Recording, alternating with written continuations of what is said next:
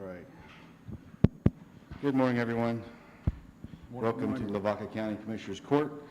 Today is April 14th, 2025. This is your 10 a.m. regular edition of Lavaca County Commissioners Court. And with that, we'll start with the confirmation of roll call. Precinct 1. Here. Precinct 2. Here. Precinct 3. Present. Precinct 4. Present. And the judge is here, so let the record reflect that all 5 of us are here, present, and accounted for. And with that, we'll stand for our invocation and our pledges. Our most Heavenly Father, thank you for this day in Lavaca County. We're so thankful for life, for the pursuit of life, liberty, and the pursuit of happiness. Lord, we're here to do your will on this earth, and we ask these special blessings over this court as we try to do your will in this courtroom as well. And just bless this county. Continue to bless these leaders that are gathered here today to make decisions for the people of Lavaca County. And Lord, we just ask for a special blessing of rain for Lavaca County. We're a little dry. South Texas could use some water, and Lord, only you can make it rain. And we ask for these blessings in your name. Amen. Amen. Amen. Now our pledges.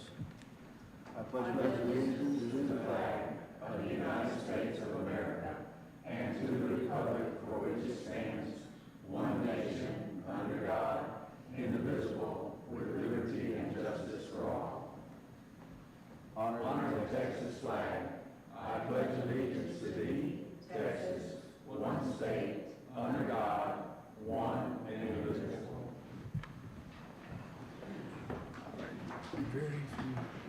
If I wouldn't known any better, I'd say that pad is about 20. Again, welcome to Commissioners Court. Whether you're joining us live or here in the courtroom, we're so thankful that you're tuning in and paying attention to what your county government is doing for you.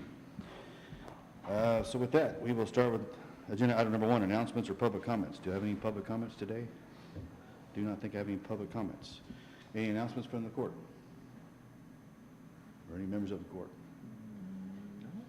Kenny, I noticed you were absent last week. You want to tell us where you were last week? Austin for training for a week. Austin for training? Spent a day at the Capitol. It was very, very interesting education. So you started your leadership program? Yes, sir. Good to hear. Good to hear. All right, anything else?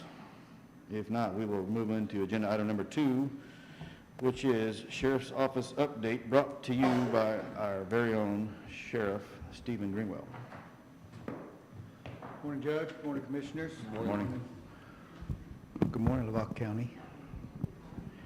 I'd like to start off, and I don't know that this is appropriate, but I'm going to do it nonetheless, by thanking everybody in this room practically for the condolences, the prayers, and the kind words, and the generous contribution to a cause of my late mother's choosing. You all have sincerely made this very difficult time much easier to get through, and I appreciate that from the bottom of my heart. I consider you all family, so thank you all very much. So last week, Thursday, marked 100 days of my new administration. So I figured it would be only fitting that we come in and declare to the court and to the county the progress that's been underway. So first off, I want to start with some stats, and we're kind of first off focused with patrol, the work that Patrol and CID, Criminal Investigations Division, has done. So we're going to start with some stats that we pulled out of our reporting systems, and that's going to reflect, again, that 100-day period of time. One of our main focuses is to keep our roadways and communities safe, and we believe we can do that by enforcing our traffic laws and making traffic stops, because we believe that focusing on the small things often eliminates the need to focus on the larger things. So for the last 100 days, the Lavaca County Sheriff's Office patrol deputies have made 620 traffic stops. Those vehicle stops resulted in 7 arrests for various violations of criminal law. 3 were for misdemeanors and 4 were for felonies. Excuse me. One of those 7 stops resulted in the seizure of 2.2 pounds of methamphetamine and a felony arrest. That individual was transferred or turned over to HSI for federal prosecution. Now, it should be mentioned that Mr. Reeves, and I don't want to speak on behalf of he and his office, but he intends always, typically in these cases, my experience has been when the feds pick up a case, the state dismisses their case. That's not true with Mr. Reeves. He has every intention of, when that individual is done at the federal side of the equation, to bring that individual back and then prosecute them here in the county, which is not double jeopardy, which I could explain why, but nonetheless, he intends to do that. Also, because of these 620 vehicle stops, 24 illegal aliens were identified and turned over to ICE. Many of these found to be illegally in the country had previously been deported from the U.S., many on multiple occasions, and many had criminal convictions for various crimes, some for very egregious crimes, and in some cases were wanted in other counties and other states. Last week alone, Lavaca County Deputy Brittany Kyle stopped a vehicle for speeding. The driver was later identified as a Mexican national who had been deported twice and was wanted on 2 counts of sexual assault of a minor in Tennessee. They agreed to extradite, and in fact, he was working and hanging out in our area so as to avoid prosecution. The Lavaca County Sheriff's Office, working in conjunction with other law enforcement, has also conducted multiple drug trafficking investigations throughout Lavaca County, resulting in the execution of 7 search warrants and the arrest of 8 persons on felony drug charges. Various narcotics and weapons were also seized as a result of these efforts. Some of those weapons were stolen. This, coupled with the arrests from the vehicle stops and responses to calls for service, puts the total number of criminal arrests conducted by the Lavaca County Sheriff's Office for this 100-day period of time at 25. Most of these arrests were felony drug convictions. We have and will continue to target drug traffickers throughout Lavaca County. I have made clear that my administration's focus will be on drug-related offenses. I've said it before and I'll say it again. Studies have shown that 90 to 95% of all criminal conduct has a nexus to drug use and drug trafficking. Over the years, I've read and studied a lot about chemical addiction in an attempt to learn and understand more about it and how to address it from a law enforcement capacity. Honestly, I've come up with many, many unanswered questions. I do, however, understand and know how to deal with drug traffickers. You work relentlessly to identify, investigate, arrest, and to convict them. To that end, we, the Lavaca County Sheriff's Office, will work collaboratively with the municipal police departments in Lavaca County and beyond, the County Attorney's Office, the United States Attorney's Office, and lean heavily on the resources provided from Operation Lone Star Task Force, West Side HIDA Task Force, ICE, and HSI to successfully target and arrest drug traffickers and drug smugglers in Lavaca County. Let's talk about the jail. Our maximum jail capacity is 48. For the last one, and please stop me at any time because I've learned some, I went to a jail management class a week or so ago and learned some new terms, and so I'm going to be throwing some acronyms, and I'll try to define them, but they're important that we understand. For the last 100 days, our average daily population, our ADL, has been 38 inmates. As of this morning, our population is at 41. This is a very fluid number, obviously, as people enter and exit the jail daily. However, that average daily population of 38 is a good indicator of the work being done to keep Lavaca County safe and secure. More to that point is the makeup of the current jail population. 31 of those 41 have been arrested or convicted of felony-level crimes. 7 of those 31 are waiting to go to TDCJ. 4 have been charged with crimes classified as misdemeanors, and 3 have been sentenced to misdemeanors. 1 sentenced to state jail felony, and 2 sentenced to treatments and are waiting to be transferred out. I expect that the average daily population will continue to rise as our programs and staff come online and we move into the summer months. Last week or so, we've been at max capacity and beyond. Now, it's been calculated that we spend about $41 a day to house an inmate. I think that's a seriously conservative number, and it only represents the direct cost to house and care for those inmates. There are other indirect expenses that can be factored in and are more difficult to calculate, but when you do the math with those numbers, 41 times 41, you get $1,681 a day is what the Lavaca County taxpayers are paying to house these inmates. Our average length of stay, we'll call that the ALS, for the last 100 days, the average length of stay for an inmate at the Lavaca County Jail is 120 days. I learned in that recent jail management training that the preferred industry standard, that's what I'm going to call it, what jails like to be at, their ALS to be at, 12 to 16 days. We're at 120 days average length of stay. The preferred industry standard is 12 to 16 days. Now, before we all go into shock, let's talk about the ALS and the factors that affect that number of 120 that we're currently sitting at. On January 1st, when I took office, there were several inmates in the county jail that had long before been sentenced to TDCJ, to state prison. However, they remained in the Lavaca County Jail for a very long time for various reasons that frankly aren't relevant for this discussion. However, what is relevant is that some of these defendants had been in the Lavaca County Jail for over 700 days. Additionally, there was at least one defendant who had been charged with murder, and he had been in Lavaca County Jail for over 1,000 days waiting trial. These extended stays obviously affect that number of 120. On or about January 1st, I initiated a policy that mandated that all defendants who had been sentenced to TDCJ would be sent to TDCJ. Now, this is at least a 45-day process, and it typically takes all of those 45 days, as TDCJ is in no hurry to take on more prisoners from county jails.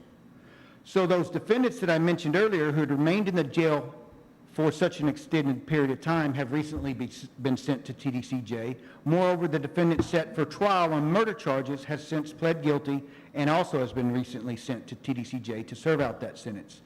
These events will significantly decrease the ALS, that average length of stay.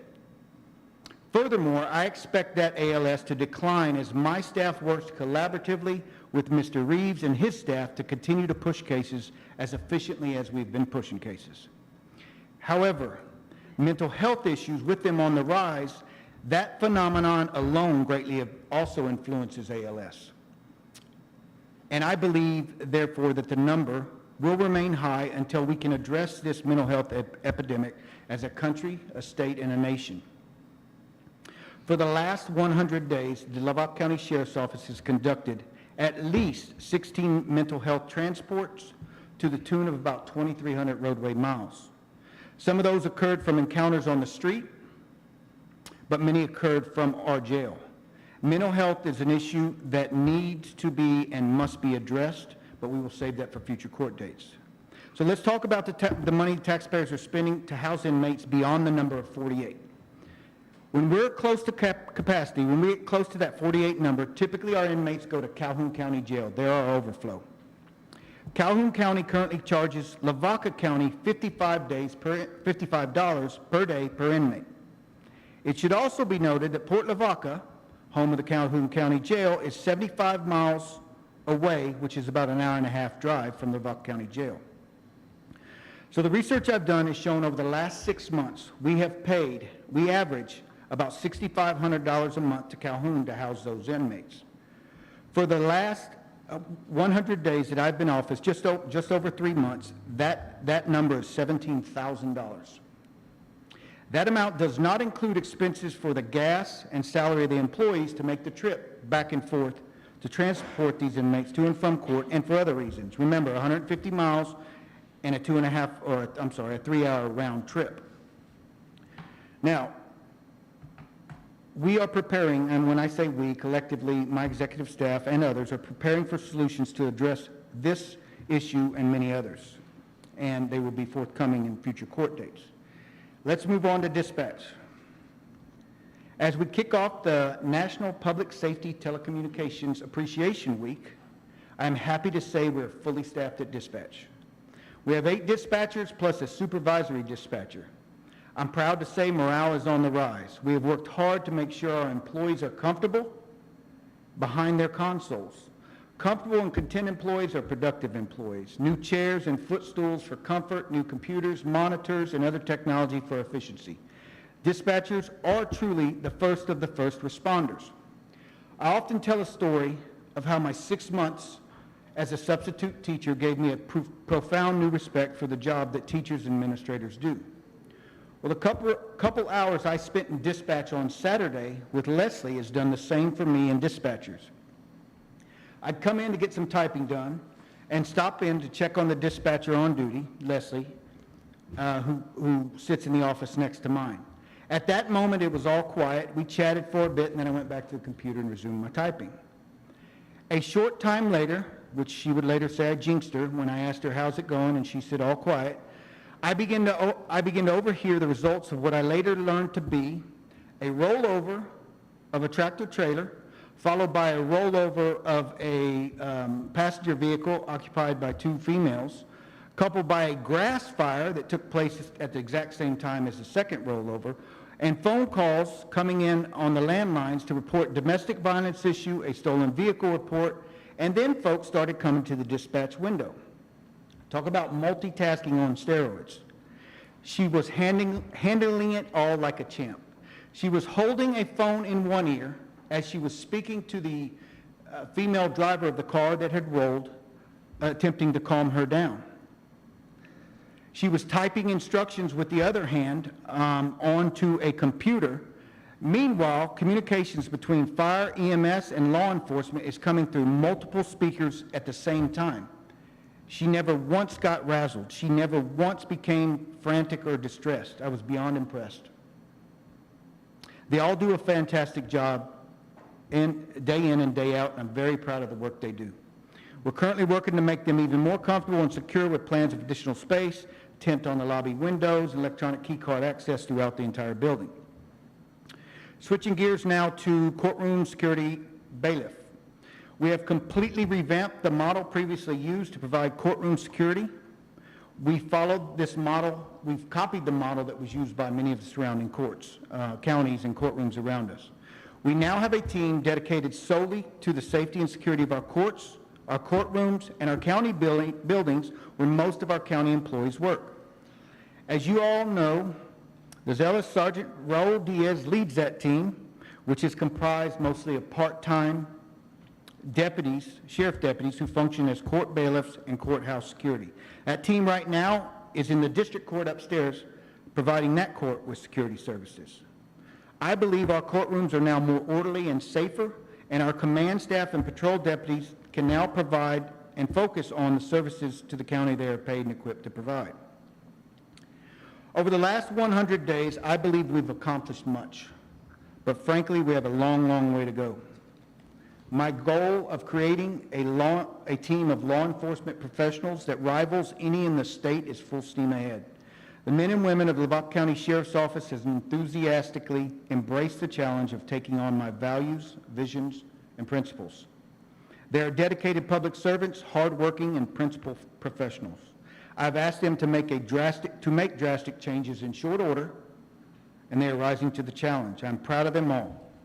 I've also surrounded myself with an outstanding executive leadership team. They are servant leaders who realize that the most important thing about leadership is integrity, because integrity is the foundation to building respect and trust in a team. In conclusion, y'all are like, finally.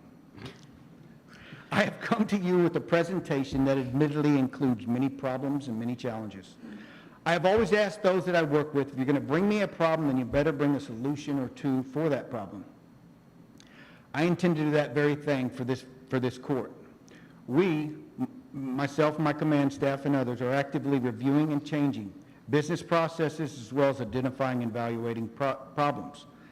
At the same time, we are drafting solutions to those problems and will be presenting them to this court in short order. Thank you for this time. I am also, finally, enlisting the wisdom and input of the communities we serve. We have just completed compiling 2 advisory boards. One's going to be a citizens advisory board. It's going to have 30 members, and a ministerial advisory board. We'll meet on a recurring basis to gather input and wisdom from those that we seek to serve. Thank you again for your time, and I'm happy to answer any questions or comments. First of all, thank you for 100 days. Great report. Appreciate it. I want to clarify a few things, just, jail's been full. It's a 48-bed facility if that was all men. We don't have all men in that jail. There's women and men. Over the last 2 to 3 years, 5 years, I've been involved with county government. We've had to house some of the women in Calhoun County. We get overcrowded, and women, when we have female inmates, that kind of skews what we can do, how we can house them together, and we can't house them. So 41 is full now. That's all, for all practical purposes. When you came back from your jail conference and gave me that report, James Reeves and I met in my office and went over that jail roster item by item, person by person. There was nobody that we could release to give up some capacity. Every one of those inmates deserved to be there and should be there during that time. So that's an issue that we're gonna have to face on this court. The cost of housing elsewhere and the cost of having to expand is just, we went from a 9-bed facility to 48 and we're full, and it's gonna grow. So how do we, that's not for today's discussion. We want to hear the report, but that's where we're heading, is growth of the jail. Anyway, phenomenal job in 100 days for all that you've had to endure during that 100 days. It's a team effort. Captain's in here, chief's in here, it's been a team effort. Josh, thank you for your services in the back of the room. Carl, thank you as well. Anybody else? Outstanding work has been done in this county. If James is upstairs in District Court, he'd be here too. Y'all doing some phenomenal things. Indicting 15 to 20 a month right now is what's going on, and they need to be indicted. Absolutely. I mean, get them off the streets, get them off of our streets that we're paying for. The streets that you guys, these aren't drug streets, not anymore. So, thank you. Thank you all very much. Appreciate it. Thank you, Sheriff. You have any questions? I hog the mic. You got questions? Or? Thank you. All right. I think if I can skip around, I know our auditor needs to get out of here. So if we can, I'm gonna move to items 4 and 5 and allow her to vacate if she needs to. So let's skip number 3. We'll come back to it. Item number 4, discuss and approve Lavaca County medical insurance policy, day 1 coverage and reimbursement with medical insurance policy acknowledged form. And I believe we're going to, if Shane, you're going to walk us through this and ask us, or tell us what you want us to do.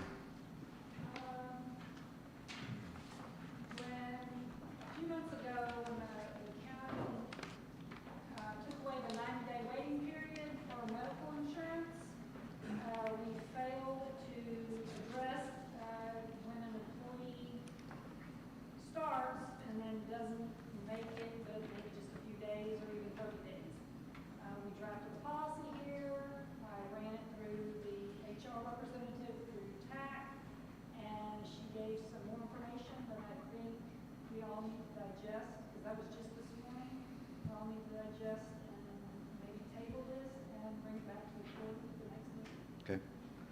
And I think the issue is, what we had in question was, if someone's looking for a job and they hired on with us, they may still be looking for other work and something else came through. So we had an employee that came in for 3 days and checked out. And that's troublesome for the auditor's department. And it cost us because we insured them. So we want to make sure that we're doing this right. So I do think we need to table it possibly and go back and research this, what our options are, what can we make. I think the employee should be liable if they do that to us. You asked me for insurance. I mean, we want to prevent someone from just shopping us just to get insurance. And so, anyway, so. We just need to make sure we're doing this legally as well. I get you. Right. So, from what I'm hearing is Shani would like us to table this, so I'd have a motion to table this so we can have some more discussion and it's time to digest it. Do I hear a motion? Your Honor, I move we table item number 4. Okay. Second. Second. Motion made by precinct 1, second by precinct 2 to table item number 4 so we can do some more research and come back to the court. Any other questions or comments? Hearing none, all those to approve tabling say aye. Aye. All those opposed, same sign. That motion passes. That item number 4 is tabled. Next for Auditor's Office is number 5, discussion approved TAC HEBP Health Employees Benefits Interim COBRA Administration Agreement. That's found on page 6. Want to walk us through that one, Shane? Yep, this is an agreement through TAC.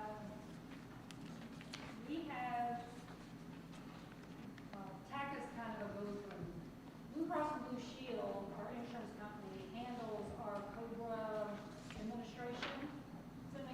paperwork to employees that get on Cobra and so forth. For many years, we've not had to pay for that.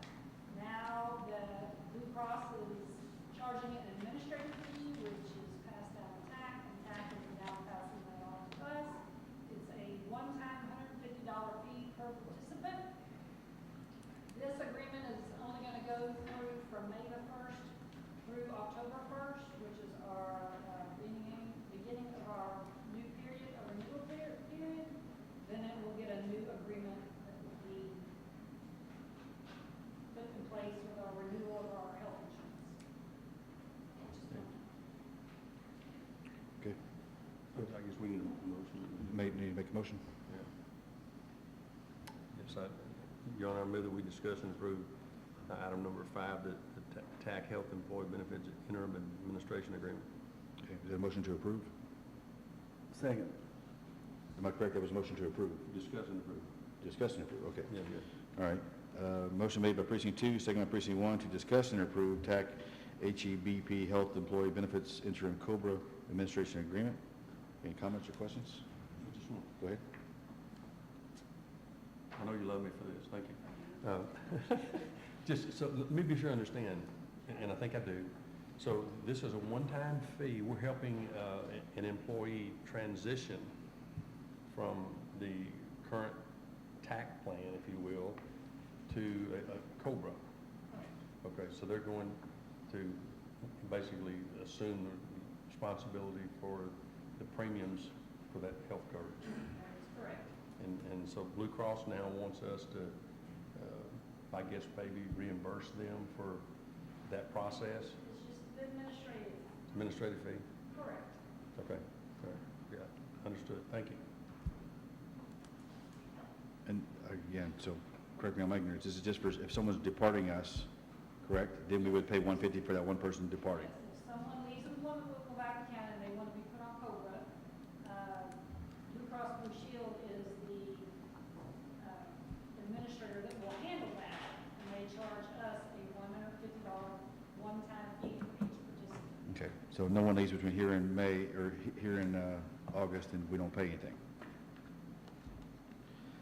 This is if someone leaves, if someone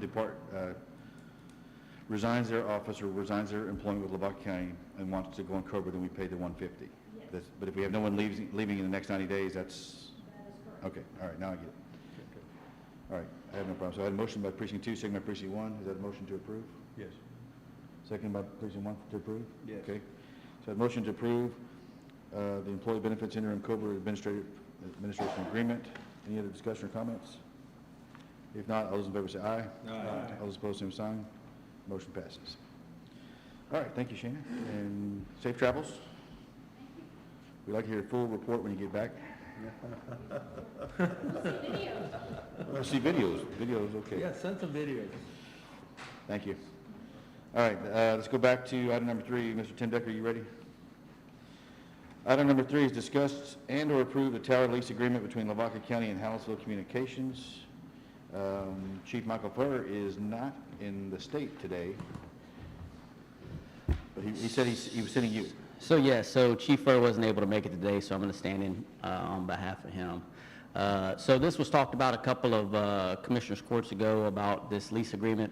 As you know, we updated our radio system here in the recent past. To do so, we actually had to take down some old equipment, wiring, and things of that nature at our tower site in Rab Switch there off of 90A East.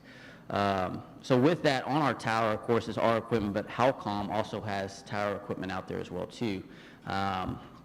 So kind of going back and looking about what that agreement was with Halcom, they've been there for about well, it's well over 10 years now for sure. They've been paying, Madam Auditor was telling me, about $200 a month up until this point. There's no binding contract on that. We went back, the only thing we could find was actually Commissioner's Court's minutes that said that the agreement was made. So when we updated our radio system, we had to go do a tower inspection and find out what a load was. We were actually at 105% on that tower, which means that we were basically overloaded. Those towers are meant to hold that 105%, but we were maxed out. We couldn't actually put any of our equipment up there due to the extra cabling and things that needed to be cleaned up. So we had to go out and get all that cleaned up. With that, with our new system, we still have our existing old system on there, if you will, with some new equipment on top of that, so that added to the load.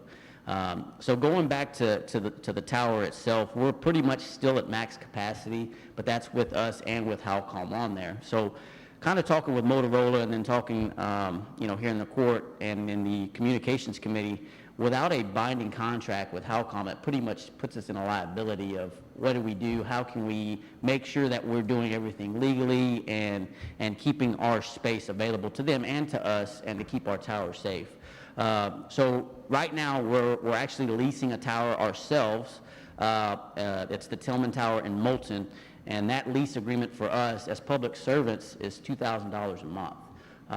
Now, when the original agreement was made with Halcom, which they're leasing from us, just like we're leasing from Tillman for that price, that agreement was 10 plus years ago, and at $300 or $200 a month, that may have been kind of accurate for them. But speaking with the communications committee, we were looking at needing to up that lease agreement with Halcom just due to we really can't do anything else with our tower with them on there as well too. So, and not being in a contract, we wanted to make sure that we had something on writing. So the communications committee and Chairman Furr had talked about, we're looking at moving that lease from that $200 to $1,200, and we're going to use that $1,200 to offset the cost of our lease at Tillman. So Chief Furr has been talking with Halcom over the last 8 months, kind of letting them know what we're looking at, about what we're trying to do, and encourage them to kind of reach out to the Commissioners Court to come up with that agreement. Now, to my knowledge, I don't know if that's happened. You may correct me if I'm wrong, but we haven't gotten any communication back that they've reached out to you guys. So we continue to try to talk with them. And here's the thing, we're not trying to put anybody out. This is a local vendor for us. They've been around for a long time. They've helped us out. But it's a point in time where we need to make sure that we're adjusting where we're at because of what we're paying as well too as market price. And with the tower being pretty much overloaded as it is now, that puts us in somewhat of a bind. So we just kind of want to reach out, and I think you have the contract in front of you of what that looks like. But I'm happy to try to answer any questions that you may have on that as well too. The contract's found on page 1 and 2, and I think I said, we tabled this once before because I don't think that Michael Bird had a chance to talk with him, but I said, I have no problem approving this lease agreement on behalf of the court, and then that way Michael can go execute the agreement with Sure. Halcom, and it's been approved. Sure. Or wait till they get to, I have not heard anything from Halcom, and they're finished with them, I have not reached out to them. And we're going to do everything we can to continue to communicate with them and work with them on this. Again, we're in 2025 now, with this being 10, 15 years ago when this agreement was made. Even then, whatever contract was in there needs to be updated as well too. Being that we've touched that tower, we've added equipment, we need to kind of revise that and make sure we have something in writing going forward too. And just the price of a new tower is somewhere between probably $650,000 to $1 million for a tower? At least. We're probably looking about 1.2 to 1.5 to build So- towers now. We're asking for $1,200 to use our tower. That's not a lot to ask, being that, especially that's what we're seeing in the open market is $2,000. Yes, sir. So, okay. What would you like the court to do? Do you want us to approve this or table this? We would like to see this approved through Commissioners Court if possible. Okay. Do I have a motion to approve the tower lease agreement? So moved. Second. Motion made by precinct 3, second by precinct 4 to approve the tower lease agreement between Lavaca County and Household Communications. Any questions or comments? Just one, so Go ahead. You've said it several times, that will be clear. There is no written agreement at this point. We were not able to find anything as far as written documentation as an agreement or contract between Lavaca County and Hallettsville Communications. So that time, the only thing that was able to be found, and I don't know the exact year, Chief Furr probably has that information, was the talk about it in Commissioners Court's minutes. That's the only documentation that we can even find that there is an agreement there. So the past, like I said, 10 or 15 years, that's just been more of a handshake than anything. And so this is kind of where we need to be as far as updating and having an actual contract in place. So taking those minutes, there was really no discussion of specifics or details regarding that. To my handshake knowledge, I agreement. don't believe. There was nothing there. So, yeah, it certainly, we need to, it would behoove us to do that, liability-wise as well. Because Yes, sir. Right now, we have nothing. Yes, sir. This agreement takes care of that. I do know that I did speak to one of the owners of Household Communication briefly at a wedding or something. We were talking about it, and they could not find an agreement. They don't believe there is an agreement that ever got to be consummated. So this takes care of that.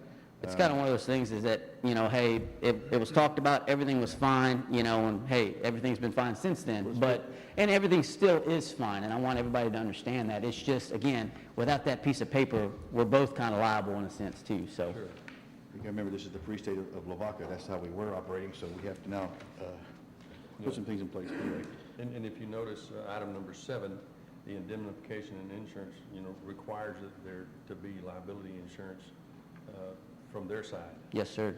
you know, Yes, sir. Which will protect us as well. Well, even if a natural disaster comes through and knocks that tower over, who's responsible? You know, so that contract will help line that out, and it helps protect us and them as well too. gotcha. Any other questions or comments? Just one Go other, and Shannon's not here, and she would probably be the one that would know or can find out this information, but, so the tower's insured? Yes, sir. Yes, we actually just renewed that. We have insured our equipment and the tower here in Hallettsville. I think we just upped that. I would lie to you. I think we put it at maybe 1.5 or 1.75 million.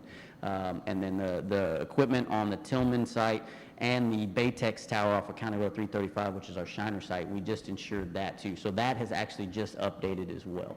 Okay, perfect. If you remember that last asset list that we were going through in court, Yeah. we were talking about that, and those new buildings, because there's buildings at each of those tower sites. We've insured the buildings and the towers. Yeah, those buildings themselves are anywhere between 60 and 100,000, just the shelters, and we were able to get those used, so that helped out.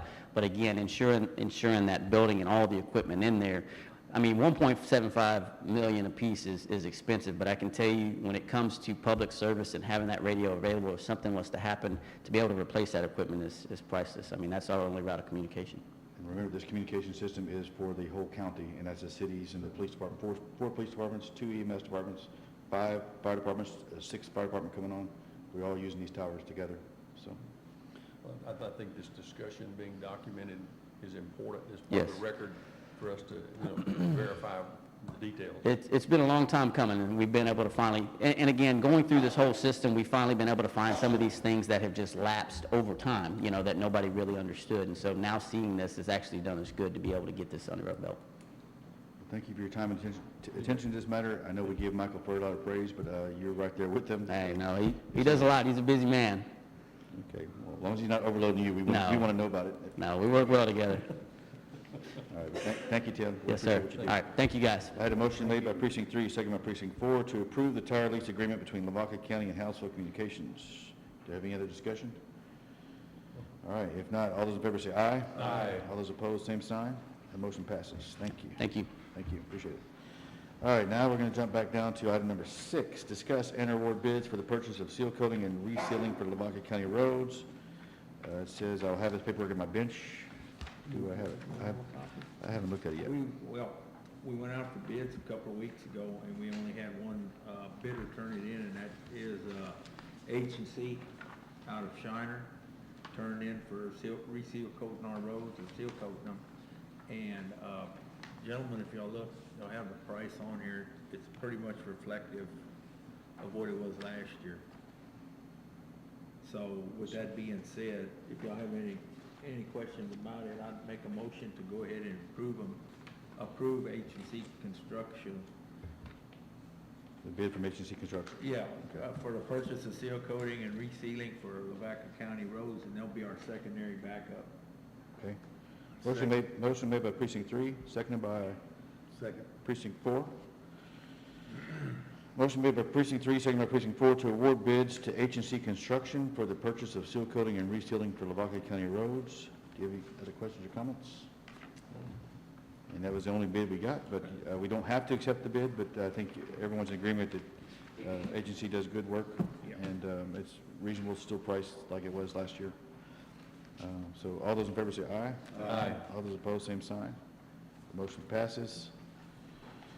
Item number 7, discussion and approve disposition of real property formerly known as County Road 391, consisting of a .22 acre tract of land and a .65 acre tract of land located in Sweet Home. Yes, I just received the paperwork since the court today, and I was reading over it, and I have a couple of questions I need to ask our attorney yet on this. Okay, So if that's good with y'all, I'd like to table this for the next meeting, okay. and I'll turn that into a form of a motion. Second. Motion made by precinct 3, second by precinct 4, to table approving the disposition of real property formerly known as County Road 391, consisting of a .22 acre tract of land and a .65 acre tract of land located in Sweet Home, Texas. Any other questions or comments? And I support the tabling as well. I had some questions too. I want to make sure we're doing this right, but we've talked about this for a good 2 years, maybe 3 years, about this particular piece of property. I want to make sure that we've got it perfectly okay. So motion made, motion to table is on the floor. All those in favor of tabling say aye. Aye. All those opposed, same sign. That number 7 is tabled. No further notice. All right, number 8, discuss and approve proclamation declaring the week of April 27th to May 4th, 2025 as Texas Soil and Water Stewardship Week. Do I hear a motion? I make a motion to approve. I'll second that. You guys are hogging the motions at the end of the table here. Motion made by precinct 4, second by precinct 3, to approve the proclamation declaring the week of April 27th, through May 4th, 2025 as Texas Soil and Water Stewardship Week. Any other questions or comments? The only comments I will make is they came in last week to take a picture in advance of this. We got together at 8 o'clock one morning to take a picture. We talked about water issues in Lavaca County, and I think just talking to these guys, we as a court need to look at that. We do not have a water district. We just kind of need to see what our options are and revisit that. I know it failed in the public's eye about 15 years ago, but I think the state has changed a lot of things that strengthens our ability to do that. And so we want to take a look at that. But anyway, that's a whole other issue. So I have a motion made by precinct 4, second by precinct 3 to approve the proclamation. All those in favor say aye. Aye. All those opposed, same sign. Motion passes. Number 9, discuss and approve Lavaca County Historical Commission appointee roster for the term of 2025 through 2026. It's found on page 8. Your Honor, I move that we discuss and approve Lavaca County Historical Commission appointee roster for the term of 25-26. Okay. Second. Motion made by precinct 2, second by precinct 1 to approve the Lavaca County Historical Commission appointee roster for the term of 2025 through 2026. The only question I have is Mr. Doug Kubicek is here. Do you want to strike anyone's name off this list, or are you good with this list? I've been here forever. You've been here forever, yes. No, this is just a procedural thing with the every time the legislature. You mind? I hate to do that to you, make you get up, but if you would come to the microphone. State your name for the court, please. Morning, Commissioners and Judge. Doug Kubicek, County Historical Chairman. No, this is just a procedure that every time the legislature meets, they ask the county historical chairs submit a roster of all the members, and that's it. I just sent it in, the list of the members, and it's okay. We're good to go, and I thank y'all for all of your help, and every time we have things to do and work with, commissioners are always helpful, so. And you're okay serving as chair, Yes, marker chair, and cemetery chair? yes. Okay. Okay, cemetery chair and, marker chair, yeah, 3 chairs. Okay. I'll be honest with you, nobody else wants to do it. Well, we appreciate you doing it. That was my assumption, but Yeah, that just goes with the territory. we appreciate your work, and we Okay. appreciate all you do for Lavaca County. I do. You're- It's our county, It is our county, yes, sir. yes. Thank you. Okay. All right, I have a motion made by precinct 2, second by precinct 1 to approve the list, the roster. Any other questions or comments? If not, all those in favor say aye. Aye. All those opposed, same sign. Motion passes. All right, next up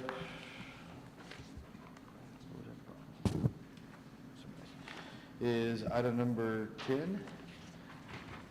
Item number 10, discuss and approve certificate of exemption from subdivision requirements for Duke and Laura Steen. That's found on page 9 through 14, and that's out of precinct 3.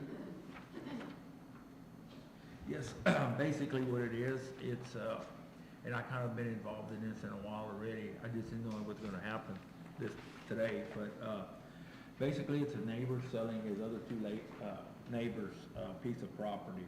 The whole total is 15 acres, And one neighbor is buying 7.5 acres from him, from one, and the other neighbor, buying 7.5 acres from the third party, landowner.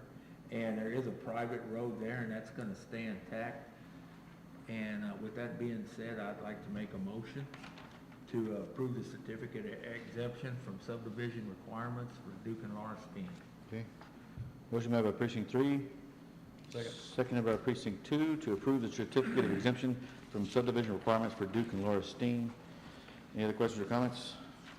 If not, all those in favor say aye. Aye. All those opposed, same sign. Motion passes. Number 11, discuss and approve bond for Peter J. Sonati Jr., Deputy Sheriff.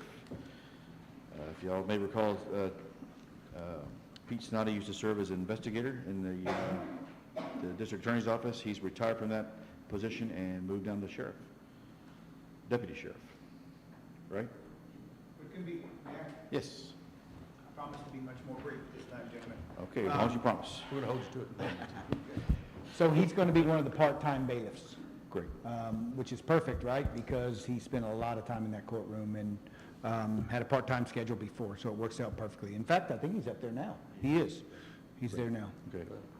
I know just on that subject of part-time bailiffs, I mean, I know it's been a point of contention on social media for certain that we have not addressed properly, but Okay. we have court security fund that's been intact, it hasn't been utilized properly. It was, we were able to hire you in 2024 as an interim security advisor that helped us kick off some security stuff for the 3 buildings. But we're going to use those funds now to hire part-time bailiffs as necessary.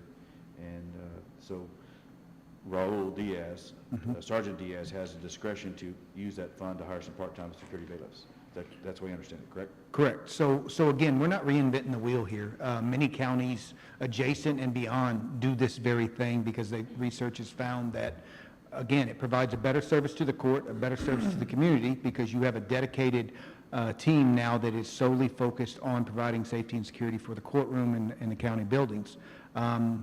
And therefore, you're relieving your sheriff, chief deputy, I mean, the list goes on, right? You're relieving them to do the duties they're paid and equipped to perform.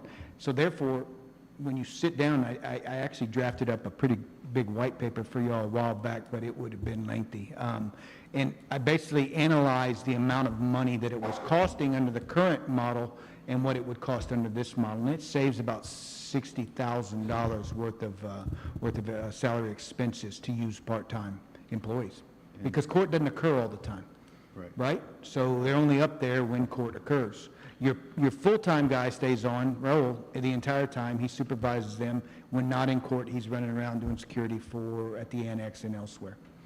I also want to clear on the record as well, we have 4 constables that have been serving as part-time bailiffs as well, and they are still paid to serve as part-time bailiffs, as far as I'm concerned, as far as this office knows. My understanding. Part of the salary goes to covering those courts. We've got some pulling their weight entirely. I mean, Larry Lavaca, I'll single him out. Precinct 3 is always here, dedicated to the job. I mean, sun up to sundown. If you need him, he's here. So I do think we have a meeting scheduled with the constables. Is that correct? We do. Okay. So we're gonna get the constables on the same page, or because that's what they're paid to do. And if we're having any issues there, we can address that in budget season coming up. That's in fact, budget season, for the record, starts next month. So fun. Anyway, thank you for taking the lead, and I want to say this: what the previous administration did in the last 20 years is not going to work going forward in the next 20 years. So Sheriff Greenwell has a new plan, and is implementing very well. Some of these bailiffs are getting to travel with the district judges. So you have part-time deputies, bailiffs that can go from Gonzales to here to Colorado, and they're familiar with Judge Old and Judge Crawford, how they operate in their courtrooms. And it's working, and those judges are very pleased with the new plan that you put forward. The attorneys as well. I get comments often from defense attorneys, staff in the prosecutor's office, et cetera. They really feel this is a much better model that's currently being followed. And the public in this room doesn't understand that, but in those rooms, it gets pointed. I mean, Reeves had someone plea out to 25 years. He just got a 25-year sentence, stuck. And the guy, I said, how did you get him to plead to 25? He said, because he was going to get 3 stack sentences of 75 years, but he didn't plead to that. Well, again, go back to the presentation. The jail staff is the jail population is comprised mostly of either those that have been convicted of felonies, or those who have been charged with felonies. Those are the ones that are going through our courtrooms. Those are your most egregious violators. And I'll bring up, I think the public needs to aware, we had AG's court on Friday, we had an altercation in the courtroom. I So it's don't a mind serious saying business. that That we've had second a- floor is a serious court. We've had a jailer just recently assaulted. Okay, so, did y'all hear that? And we want to discuss that because that's an ongoing case. But there was a jailer assaulted in the jail. Friday, we had an altercation in the courtroom. A parent of a child had to be taken into custody right then in the courtroom, and it became an altercation. Our inmates, our defendants are getting more violent. They're getting more deranged because of long-term use of volatile chemicals known as methamphetamine and fentanyl, and it's just, we've got to address it. We've got to evolve as the time evolves. We're not going to divulge all of our security plan, but I think everyone understands we do have a bailiff that offices in this courthouse now. And so we have someone, we're having to take care of ourselves. So appreciate all you're doing, Sheriff. Yes, sir. Do I hear a motion to approve the bond for Peter Make a Sonati motion to Jr.? approve. Second. Motion made by precinct 4, second by precinct 3 to approve the bond for Peter J. Sonati Jr., Deputy Sheriff. Any other questions or comments? Hearing none, all those in favor say aye. Aye. All those opposed, same sign. The motion passes. Thank you, Sheriff. Yes, sir. Next one's yours too. Yes, sir. Number 12, discuss and approve Seventh Amendment to interlocal cooperation agreement between counties and cities associated with Operation Lone Star and law enforcement services. That's found on page 22. Did I look over this? I think I did Friday. I gotta refresh myself. Just an amendment, right? Yes, sir. So as stated previously, day one, we joined Operation Lone Star Task Force, have been participating, utilizing their resources as well. So every time a new agency joins, they have to amend. I think they're at 57 or 58 different law enforcement entities, Lavaca County being a part of it. So that's what the document is in front of you. Okay. So would you like us to pass this amendment? I would, absolutely. Okay, do I hear a Been motion? an invaluable resource. I so move. Second. Motion made by precinct 2, second by precinct 1 to approve the Seventh Amendment to interlocal cooperation agreement between counties and cities associated with Operation Lone Star for law enforcement services. Any other questions or comments? Yeah, it's good to see that some of these southern cities are starting to get involved. Absolutely. I agree. It's looking good. Yes, sir. I can say this with confidence. January 2023, 89 new county judges to Texas out of 254. We're in Lubbock together, and we're on the same page. And so I see some of these names popping up for these counties, and I know who they are, and I know what they're doing the same things we're doing. We're tired of this, and we're going to crack down. No more drugs and human smuggling through our county. So, all right. Sorry, get emotional. All those in favor say aye. Aye. All those opposed, same sign. Motion passes. Thank you, Sheriff, Carl, Josh, thank y'all for what you do. We like the direction you're heading. Uno más. You got another one? Yes, sir. Number 13, discuss and approve MOU between Homeland Security Investigations and Lavaca County for the reimbursement of joint operations expenses from the Treasury Forfeiture Fund. That's found on page 23 to 26. You want to walk us through it, Sheriff? Yes. This will take a little explanation, and it's good that he's in here. Captain Josh Vlasovic is also a task force officer assigned to Homeland Security Investigations. When he came on as the captain for Lavaca County Sheriff's Office from the Victoria County Sheriff's Office, my concern was that we were going to lose that, we would lose that designation. And my replacement, Jacob Moya, called me from Homeland Security and said, hey, we'd like to keep him on. I'm like, wow, that'd be awesome. The reason being is because it allows us, where I mentioned earlier in that presentation that one individual with the 2.2 pounds of methamphetamine, we referred that for federal prosecution. The fact that Josh is, Captain Vlasovic is a part of that task force allows us not only to have that open line of communication with the HSI office in Victoria, but the prosecutor's office in Victoria as well. Secondly, it opens us up to asset forfeiture sharing. I could get him up here, but I won't. I want to say as a TFO, when he was a TFO for Victoria County he had put in a couple $1 million worth of asset sharing request for investigations that he worked as a HSI TFO, as a Victoria County Sheriff's Office deputy. So now that opens that purse string up to us. When we work investigations, when Josh does, collaboratively with HSI, let's say it results in a seizure. One of the last seizures I did before retiring from HSI was, I think, about close to $600,000 in a tractor trailer going south. Well, all the participating agencies then get to, it's called a DAG, they get to put in a sharing request. Well, we can do that now that Josh is a TFO, and that's what that document does. Is there anything Josh want to add to this, or I mean, I see you walking? Not to put you on the spot, but you're kind of some of the brains behind the operation, so we'd like to hear from you as well. Also with this MOU, it establishes and puts in place the ability for the county to be reimbursed for what they call slot. It's a state, local overtime.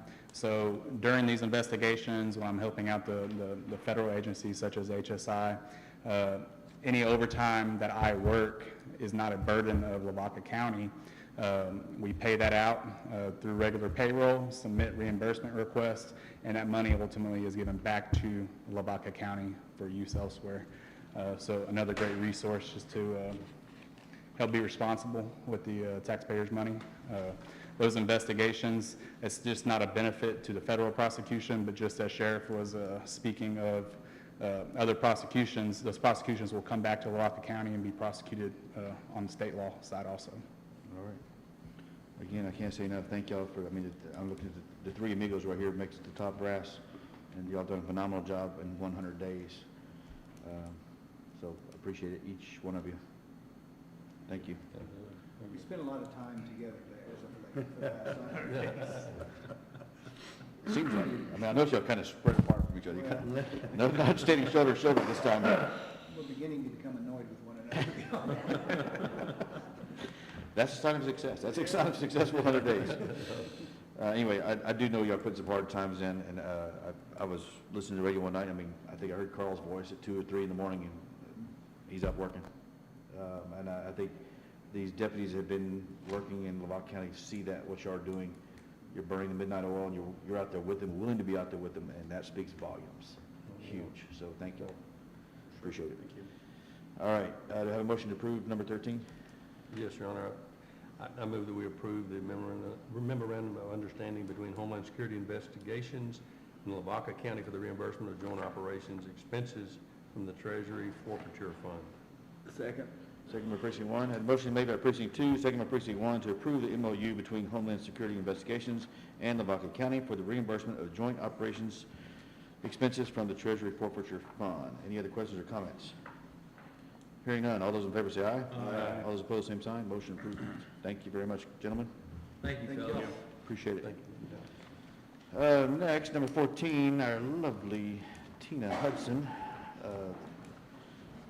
Elections Administrator, is coming forward. Number 14 is presentation from the Lavaca County Elections Department for the upcoming May 2025 election. Who would state your name for the court, please? Good morning. My name is Tina Hudson. I am the Lavaca County Elections Administrator.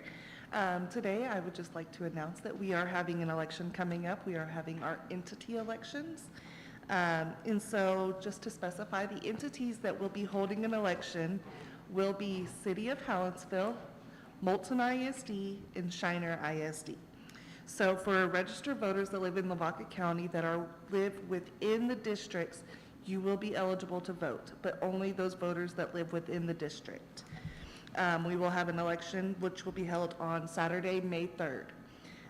Early voting, we will have early voting at the courthouse annex for those 3 entities. We will have early voting from Tuesday, April 22nd through Friday, the 25th, as well as April 28th and 29th, Monday, Tuesday, that next week. Early voting will be from 8 to 5 every day of those days. And then we will have Election Day on Saturday, May 3rd. You can vote at the precinct location. So for City of Hallettsville, if you live within the City of Hallettsville, you will vote at the courthouse annex. If you live within Shiner ISD, you will vote at the Shiner Public Library on Election Day. And then if you live within Moulton ISD, you'll vote at the Moulton Community Center on Election Day. For any voters that are questioning what districts they live in, they are more than welcome to give us a call at our office. And also, we do have, for this information and sample ballots are on our website, the Lavaca County Elections website, as well as our Facebook page for any information. Thank you very much. You're very welcome. All right. I don't think we have anything to prove necessarily, but you've Oh, already no, got. yeah, you've just got giving a good point. information, Okay. yes, sir. Well, the next item is up to you as well, or up in your, from your department.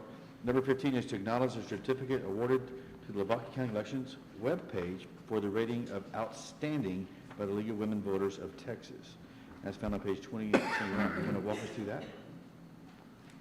Yes, so the Texas Women League of Voters, they have compiled a certain aspects that have to be within the websites for elections. And they do qualify every 254 counties within Texas. Everybody is judged on how their website looks and the information that is there, how accessible it is, and that you have the proper information there. I would like to give credit to Brandy Stuckey in my office, as well as Naylene Rupert. They worked very, very diligently to make sure that our website had everything that it needed to, which in 2022, our website score was given good with a 62% out of 110. And as of recently this year, it has now gone to a 96% out of 110 and is now outstanding. That's good. Thank you. Now, was that based on our old website? We Just the elections part, yes. just elections part, on the Yes. old portion, but now that we've got a new website. Yes, and so Okay. we're going to have the new, and the same information there is there. So there's certain things that we have to have from Secretary of State, information that we have to provide. And so as long as we make sure that we keep that updated, and yes, Thank you for that. Brady. absolutely. Thank you, And Naylene and we Brandy. appreciate all you do for the elections department. Absolutely, thank you. Thank you. And Naylene, thank you for the website development. If we haven't really gone public with this yet, because we're still, what do you think, is 90% glitch-free? Maybe more? All right. It's 98%. 98%. We're pretty much almost done with Okay, everything. all right. So to the public, if you're listening, we've got a new website that was created, and there's, with anything, when you go from old to new, you're going to have some glitches in how things get transferred over, but we're about 98% through working out those glitches. The information is still there, and again, you hear things people said, someone was saying something on social media, whatever. It just takes patience. I want to make it clear, our court records are held in the county clerk's office with the county clerk. The official recording of this meeting is right here at the bench on this recorder, and that goes into the county clerk's office. That's the official records of the court. That's always been intact. Website is secondary. So we try to put our agendas and minutes on for people to see, and we try to do other things. This broadcast today is on YouTube. That's secondary. That's a secondary piece of work. So just want to make that clear. But our official records have always been intact with the county clerk's office. So no glitches there, right? No glitches. Thank you. All right. Thank you, Tina. We appreciate all you do. And Naylene, again, appreciate all you do. All right, number 16, declare the following items as surplus property for Lavaca County Commissioner Precinct 4. I don't have an attachment, but it is, I'll read it. It's a 2007 Ford F-250 XL 4x2 crew cab with a VIN number last ending in 3189, and a 2004 F-250 XL 4x2 crew cab with a VIN number ending in 2795. Do I hear a motion to make those surplus? I'll make a motion. Okay. I'll second that motion. All right, motion made by precinct 4, second by precinct 3 to surplus those two trucks. Any other questions or comments? We've seen better days. We'll put them on gov deals. You don't think you should go anywhere else to any other person in the county? You ready to get rid of them? No, they need to go. They need to go. That's all I Ask had to hear. mechanics, it costs me too much money. Okay, all right. Motion made by precinct 4, second by precinct 3 to put these on surplus and put them on gov deals. Any other questions, comments?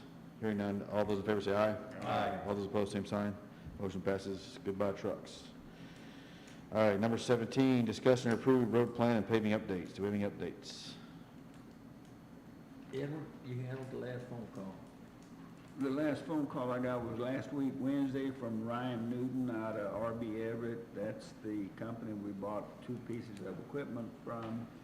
And he wanted to meet like Thursday, but we had one of our commissioners out of town trying to get a little more educated. So we It's working. I think it's working. we rescheduled after Easter, and they're gonna come spend 2 days with us, and we would like to have all 4 commissioners there with a couple of road hands from each place. And we're gonna go over both pieces of equipment, and one day, the next day, we're gonna go reseal a road in precinct 1. Let's get that straight now. In precinct 1. Duly noted. Duly noted. I think that'll work out just fine, because if there's any mess ups, Yeah. well. Yeah. Too much oil and not enough rock, it's on you, buddy. And I'll make it clear, I'm the second. All right, the 2 eldest gentlemen of the court get to go first, is that's what I'm hearing. The Anyway, geriatric. anything else to discuss or approve? No, Everything's coming along fine, it's so, coming good. so again, for the public, we're gonna have a training day of the equipment, and then the second day we go pave a road. Correct. When we say reseal, repave, whatever you wanna do. So, thank y'all for working on this, it's been a long time coming, seems like it, but I'll be anxious, I may be out there, I may wanna, Over a year. I can drive something, I can drive a steamroller, whatever. They call them steamrollers? No, we don't No, have we steam don't have rollers. steam no more. I figure as old as this court commissioners are, we still have a steamroller, out there or something. I think Edward got one in his All right, backyard. nothing to approve on number 17, but thanks for the update, Edward. Moving into number 18, do I hear a motion to move into consent agenda? I make a motion. Second. Motion made by precinct 3, second by precinct 4 to approve the consent agenda by one motion, second and vote. Any other questions or comments? Hearing none, all those in favor say aye. Aye. We are now in consent. Our microphones will go off until we are through.